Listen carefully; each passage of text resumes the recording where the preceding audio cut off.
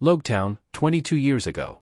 Vice Admiral Garp passed the death sentence on the famed pirate captain Gold Roger for the crimes of piracy, theft, and conspiracy against the world government. Then a man in the crowd asks the pirate king where his treasure is. Gold Roger laughed and said he found everything this world has to offer. Then he said, "Free yourselves, take to the seas, my treasure is yours to find." Gold Roger's final words changed the world forever.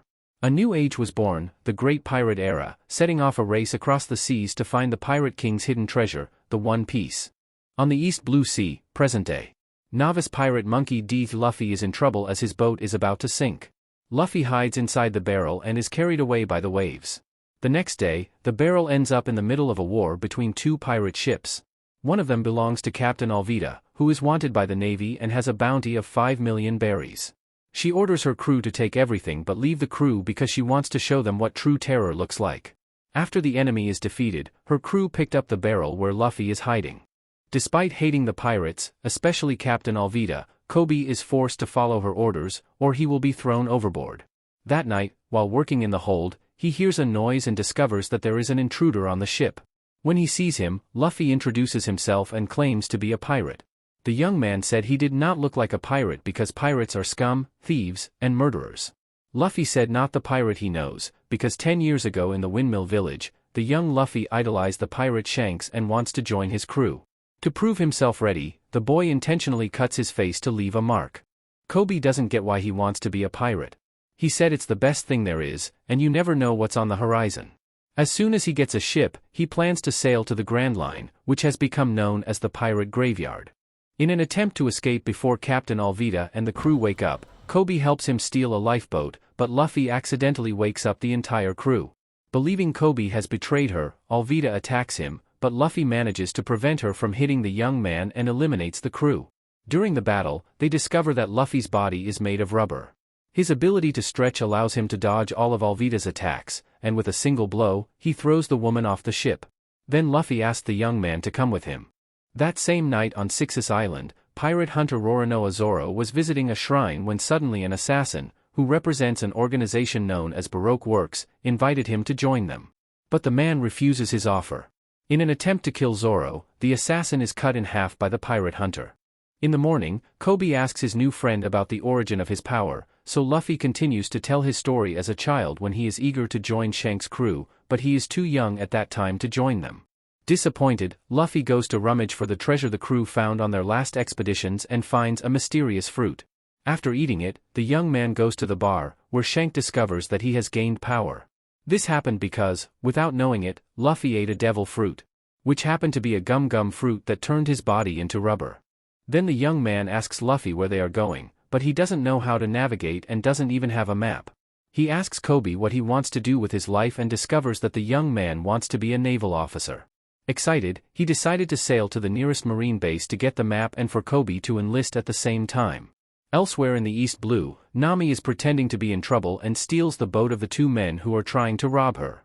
Then she goes to Shell Town, 153rd Marine Branch, where Luffy and Kobe have already arrived, and the pair decides to go to a restaurant where they spot the swordsman Roronoa Zoro, and a little girl approaches him to hand him a plate of rice balls, but the girl accidentally drops the food on Helmeppo, and the man is furious, stepping on the food and threatening the girl.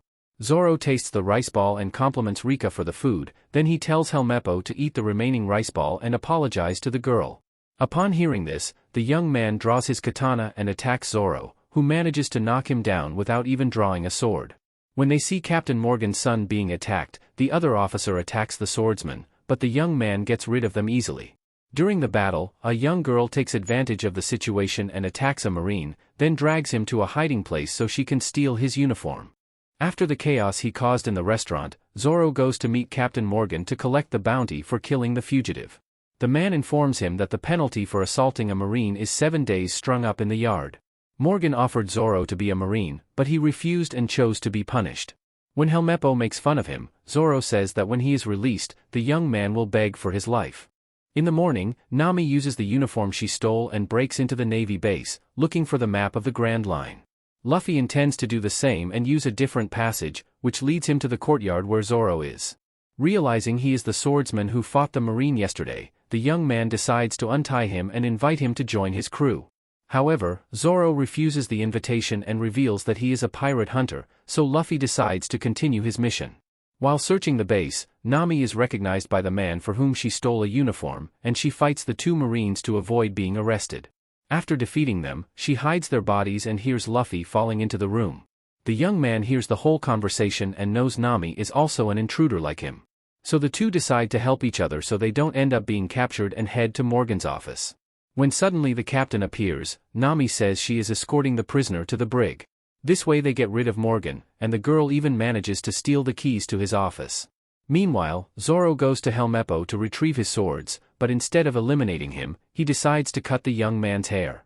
After breaking into the captain's office, Luffy helps Nami find the map, but the problem is that it's inside a safe, and Morgan realizes that an intruder has broken into his office. While he is trying to destroy the door, Luffy manages to steal the safe, and they are both thrown out the window. After that, they are attacked by a group of Marines, and they have to band together to defeat them. While Nami uses her staff to attack the enemies, Luffy strikes them with his rubber arms and legs, at which point Roronoa Zoro appears and decides to help Luffy as a thank you for being freed by him. When they finally defeat the soldiers, Captain Morgan appears, and Nami attacks the other soldier that arrives on the scene while Luffy and Zoro are having a hard time defeating Morgan as he is extremely strong. Zoro draws his 3 swords and manages to immobilize his opponent, then Luffy attacks him with his rubber legs, and Captain Morgan is defeated. Roronoa Zoro takes the safe, and Nami steals a boat so the group can escape. Suddenly, Helmeppo appears and tries to arrest them, but he is taken by surprise and loses consciousness after receiving a punch from Kobe. At that moment, the young man said goodbye and tells his friend that he will stay to become a member of the Marines, so they continue on their way.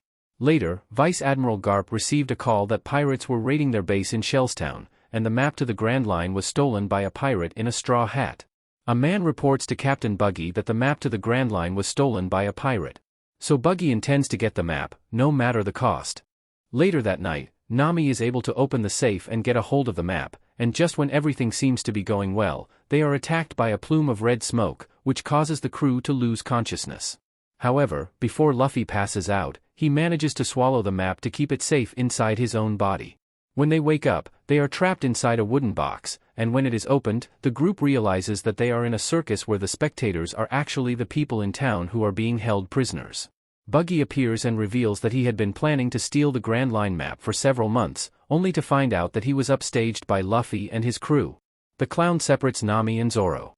Meanwhile in Shellstown, Vice Admiral Garp arrives, and Kobe meets with Garp, who deduces that he was with pirates prior to joining the Marines. Garp allows Kobe to stay due to his honesty and punishes Morgan for lying about the attack on the base, and Plan leads a mission to capture the man with the straw hat bringing the new enlisted cadets. Meanwhile the clown is torturing Luffy with a rope tied to and stretching both his arms and legs. Luffy still refuses to reveal the location of the map.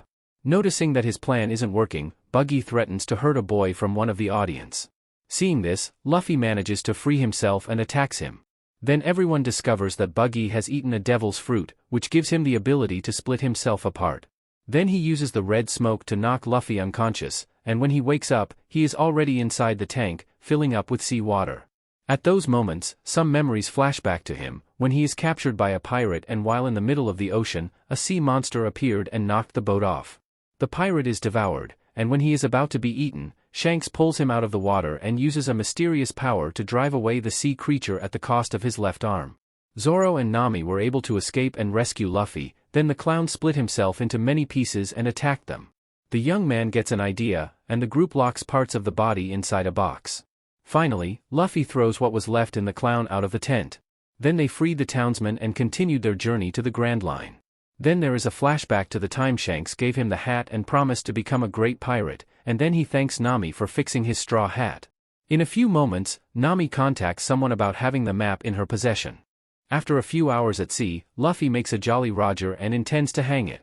Zoro comes out and tells Nami that there is a leak on the boat. The Straw Hat crew decides to go to Gecko Island before their boat sinks and get a bigger one. Meanwhile, Vice Admiral Garp noticed the tie on the rigging and asked who did it. Helmeppo pointed to Kobe, impressed by how he tied the knot. The old man invited Kobe to follow him and leave the drilling to the raw recruits. Garp praised him for his basic seamanship skills, and the young man reveals that he was forced to work alongside the crew of Alvita. Then the captain asked if he knew how to play Gamoku.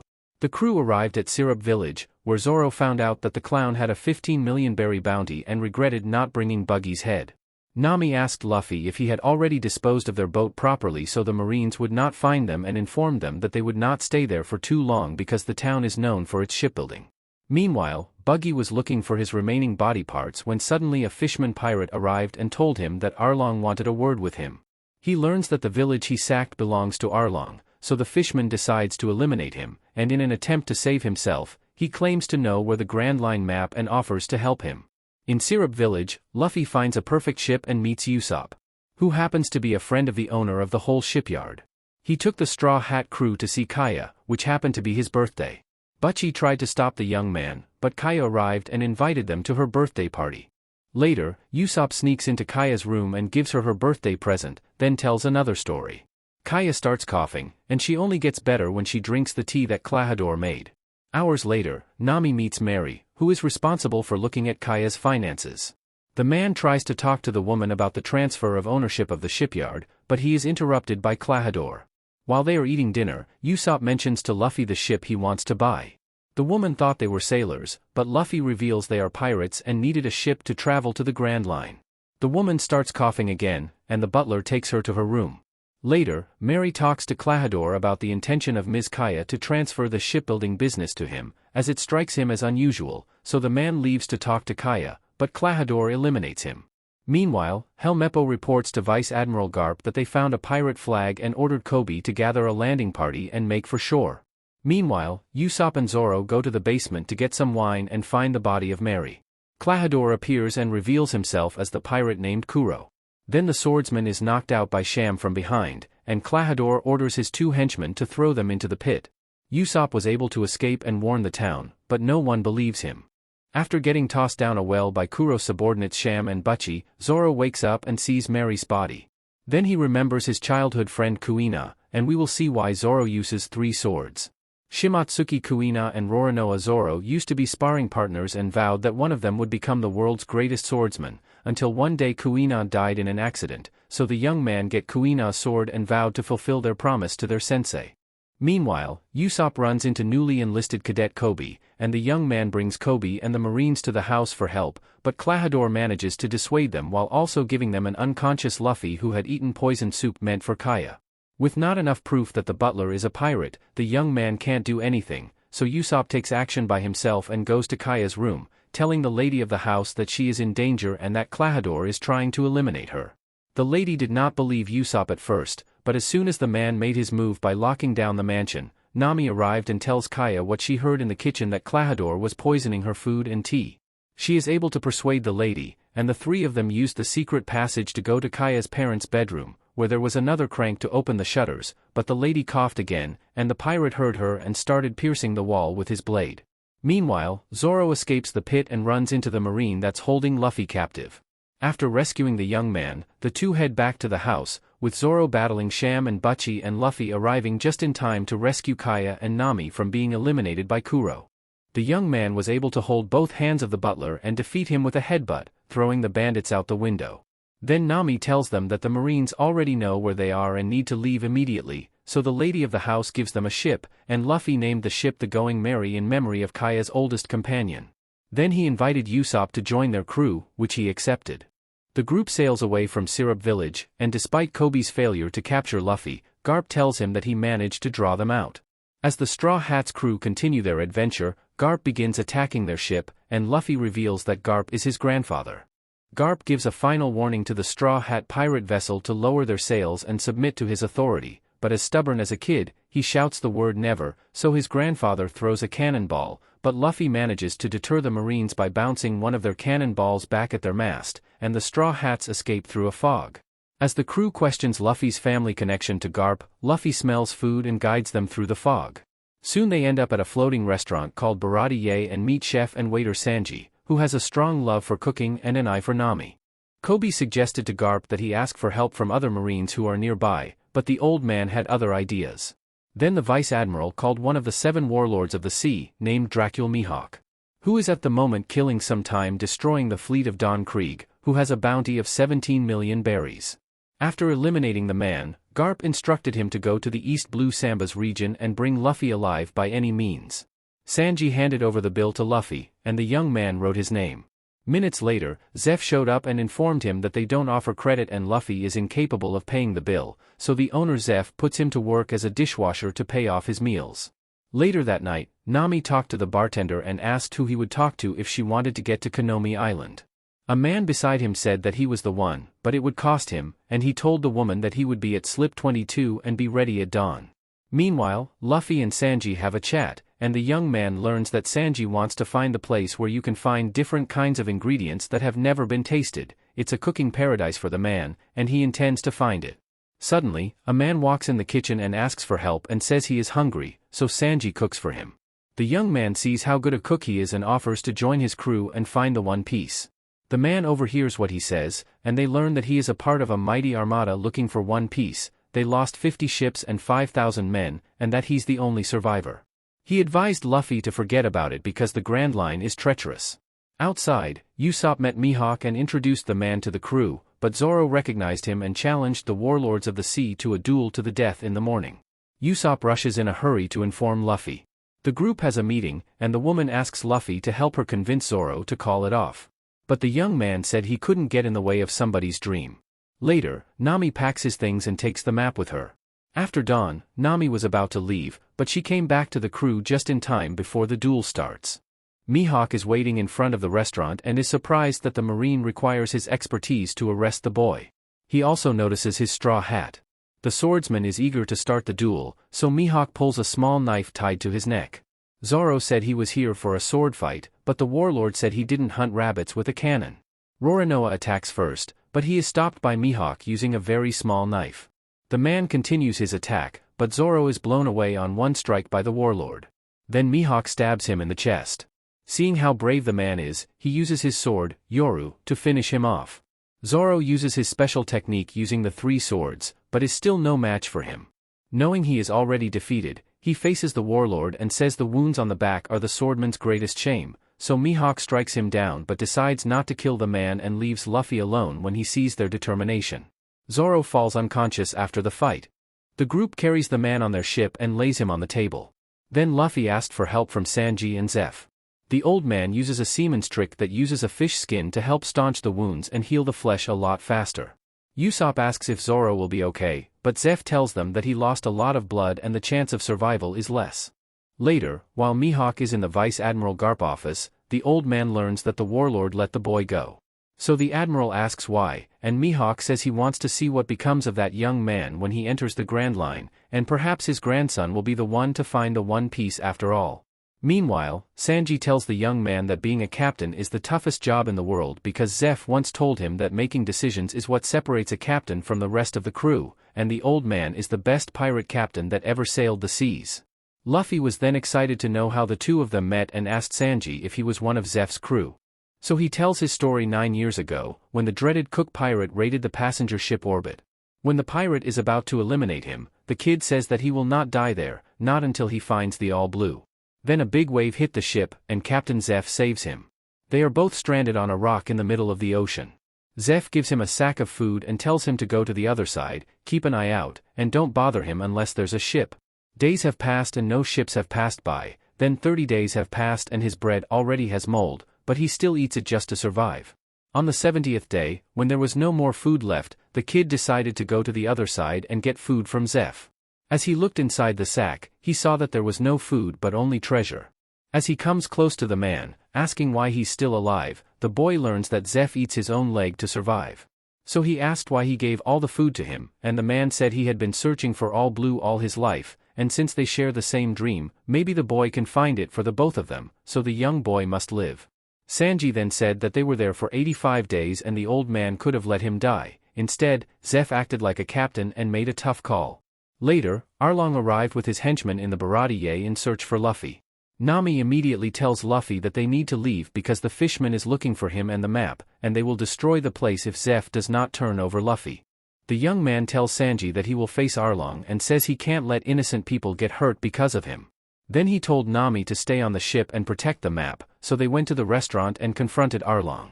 The young man asked how they found him, and the fishman showed the head of Buggy, where he hid his ear in Luffy's hat.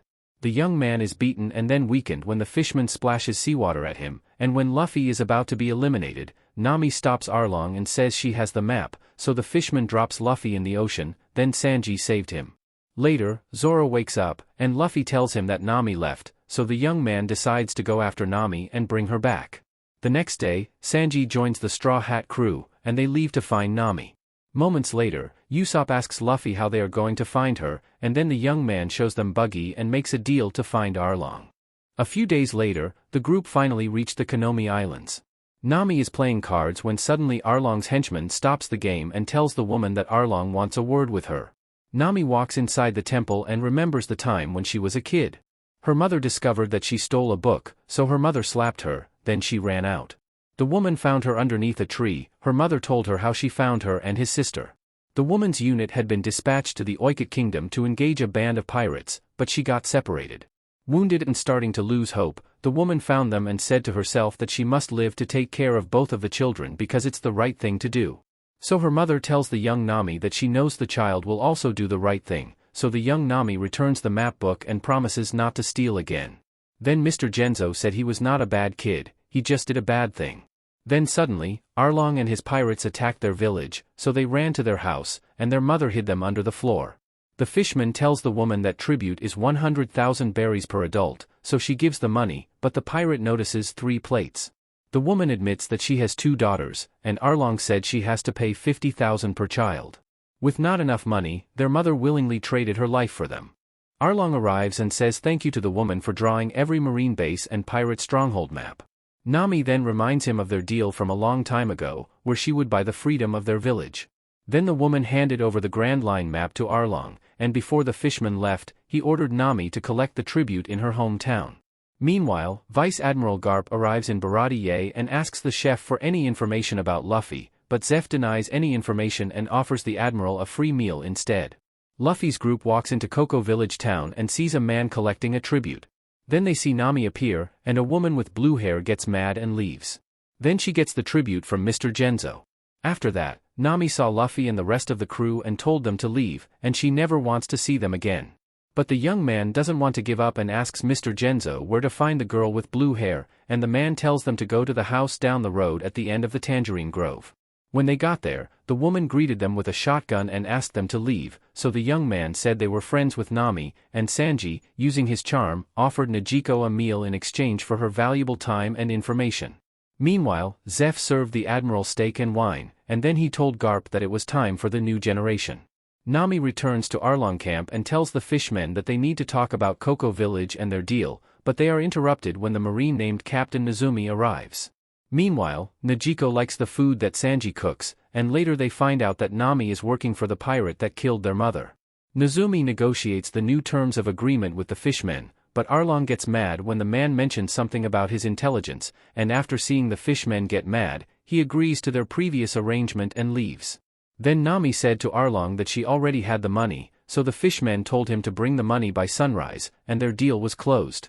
After that, Arlong plotted with the Marines to confiscate Nami's money. Meanwhile, Kobe and Helmeppo learn the whereabouts of Luffy from the bartender, and the Marine informs Garp immediately. Nami dug up the chest near his mother's grave when suddenly Najiko saw him and got angry, thinking she was desecrating their mother's grave. The woman explains to her sister that she works for Arlong to get the money worth 100 million berries to buy the freedom of their village. Suddenly, the Marines arrive and confiscate the money. Later, Luffy finds Nami hurting herself. Knowing that Cocoa Village is doomed, the woman asks Luffy for help. In the morning, they saw that the village was destroyed, and moments later, Najiko arrived with the villager, as she had told them what Nami had done for them. The villager wants to fight, but the woman stops them. Moments later, Luffy and his crew attacked Arlong's park.